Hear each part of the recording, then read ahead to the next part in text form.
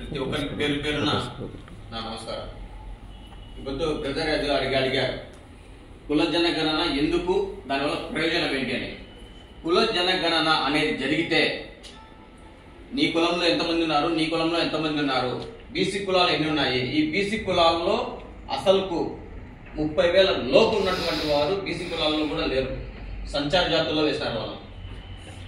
వాళ్ళకు కనీసం వాళ్ళకు రిజర్వేషన్ అంటే ఏందో కూడా తెలియదు. ఈ రోజు నీకు కుల జనగణన జరిగితే మన రిజర్వేషన్ శాతం పెరుగుతుంది. రిజర్వేషన్ శాతం పెరిగితే ఉద్యోగాలు వస్తాయి. అట్లా ఏ రాష్ట్రంలో జరిగిందా? బీహార్ జరిగింది, ఒరిస్సా జరిగింది, తెలంగాణ జరుగుతోంది, ప్రతి రాష్ట్రంలో జరుగుతోంది. మన ఆంధ్రప్రదేశ్ లో మాత్రమే ఎందుకు జరగదు? అట్లయితే జరగాలనే ఉద్దేశంతోనే మన పూర్ణచంద్రరావు గారు ఈరోజు ఈ రాష్ట్ర వ్యాప్తంగా తిరిగి జిల్లా జిల్లాకు మన బీసీలను కూడగట్టుకుని చైతన్యం పరిచి కుల జనగణన ఖచ్చితంగా జరగాలనే ఉద్దేశంతో వస్తున్నాడు. ఇంకొకటి కూడా ఈడబ్ల్యూఎస్ అని మొదలు పెట్టారు. వాళ్ళకు పర్సెంటేజ్ తెలియదు, 5% బిలో ఉన్నారు, అంటే 5% తక్కువే ఉన్నారు. ఈ 5% అగ్ర కులాలు ఉంటే వాళ్ళకు 10% రిజర్వేషన్, అంటే ఒక్కొక్కరికి ఎన్ని ఉద్యోగాలు వస్తాయి చూడండి. 100కి 10 ఉద్యోగాలు వాళ్ళకే అవుతాయి. వాళ్ళు 5 మంది ఉన్నారు. మనం 27% ఉన్నటువంటి గతంలో టీడీపీ ప్రభుత్వం ఏం చేసిందంటే 27% నుంచి కుదించింది స్థానిక సంస్థల ఎన్నికల్లో. దీంట్లో మైనార్టీ తెచ్చిపెట్టింది. మళ్ళీ 27 కాకుండా సపరేట్ 3% 4% ఇచ్చింది రిజర్వేషన్ ఎవరికి, మైనార్టీకి. మరి మైనార్టీ ఏం చేస్తుంది తెలిసా, వాళ్ళు సపరేట్ ఇవ్వకుండా బీసీ దాంట్లోనే బీసీ రిజర్వేషన్ 27% కల్పిస్తోంది. అంటే వాళ్ళ 4% ఎక్కువ ఉంటే కదా, అంటే నష్టం ఎవరికి, బీసీలకే కదా.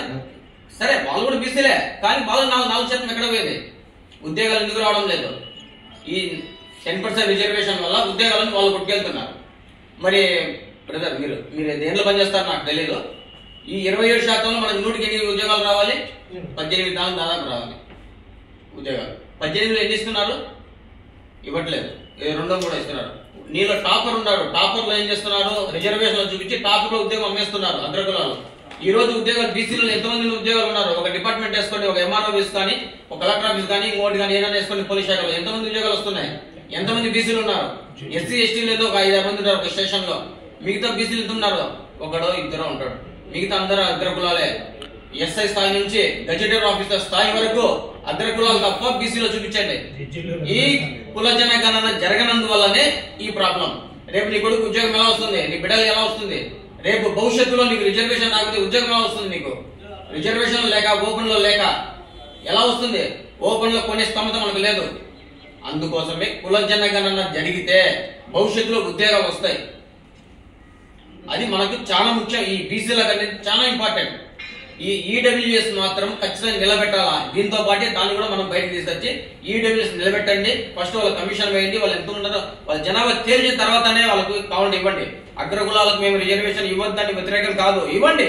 కానీ వాళ్ళ కులం ఎంత ఉంది, ఎంత శాతం ఉంది, ఏ జిల్లాలో ఎంతమంది ఉన్నారు, రాష్ట్ర వ్యాప్తంగా ఎంత ఉన్నారు, దాన్ని బట్టి మీరు రిజర్వేషన్ కేటాయించాలి తప్ప మా 10% 20% మేము పెంచుకుంటా పోతాం, మేము ఇచ్చుకుంటా పోతాం అంటే ఏ న్యాయస్థానాలు చెప్పాయి మీకు ఇవ్వమని?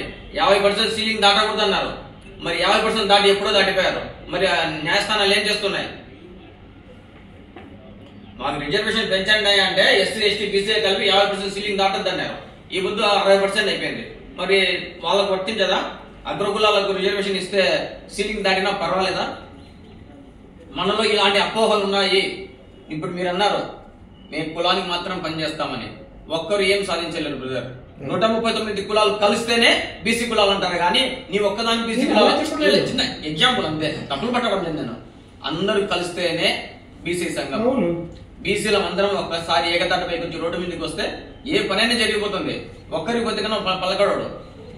అందరం కలిసిపోయినా ఉంటాడు కలెక్టర్ ఆఫీస్ కాడికి, అప్పుడు కలెక్టర్ బయటకు వస్తాడు. ఒకరు రాజ్యం బయట ఉన్నా అంటాడు. కాబట్టి బీసీ అందరూ బీసీ కులాలు మన కోసం కాదు, మన బిడ్డల భవిష్యత్తు కోసం, రేపటి తరాల కోసం 75 సంవత్సరాలుగా ఓపిక పట్టినాం. 75 సంవత్సరాలుగా ఒక రిజర్వేషన్ సంపాదించుకోలేకపోతున్నాం. 2-3 నెలల్లో వాళ్ళు 10% రిజర్వేషన్ సాధించారు. వాళ్ళకు ఉన్నదేంటి, మనకి లేదండి బుర్రే, వేరే ఏం లేదు. ఐక్యత, చైతన్యం. వీటిలో మనం ఎప్పుడు మనం ఆలోచిస్తామో, బీసీలందరూ ఏకతాటిపైకి వస్తారో ఆ రోజు మనకు మన భవిష్యత్తు, మన బిడ్డల భవిష్యత్తు బాగుంటుంది బీసీలకు. Thank you.